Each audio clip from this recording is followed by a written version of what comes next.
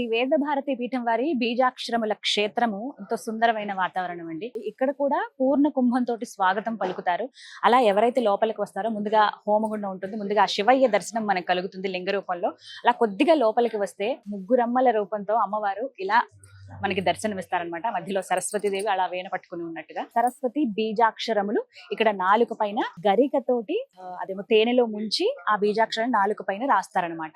ఖచ్చితంగా అమ్మవారు జ్ఞానం ప్రసాదిస్తుంది అని. ప్రతిదీ ఎవరైతే వేదం నేర్చుకున్న వాళ్ళు గనక ఈ కార్యక్రమం చేస్తే వారి ద్వారా ఇలా నాలుక మీద రాయబడినప్పుడు వాళ్ళలో జ్ఞానం పెంపొందుతుంది, అమ్మవారి అనుగ్రహం ఉంటుంది అనేది ఒక నమ్మకం. స్వామీజీ వారు మంచి సంకల్పంతో ఈ కార్యక్రమం చేస్తున్నారు. బీజాక్షరములు రాయటం అనేది ఏదైనా సందర్భంలో లేకుంటే ఏదైనా పంచమికి మనం చూస్తూ ఉంటాము. అలాగే సరస్వతి అమ్మవారి జన్మ నక్షత్రం వచ్చినప్పుడు, మూలా నక్షత్రం ఉన్నప్పుడు, అలాంటప్పుడు మాత్రమే మనం ఈ బీజాక్షరాలు అనేవి రాయటం చూస్తాం. కానీ ఇక్కడ ప్రతి నిత్యం బీజాక్షరాలు అనేవి నాలుగు పైన రాయటం జరుగుతుంది.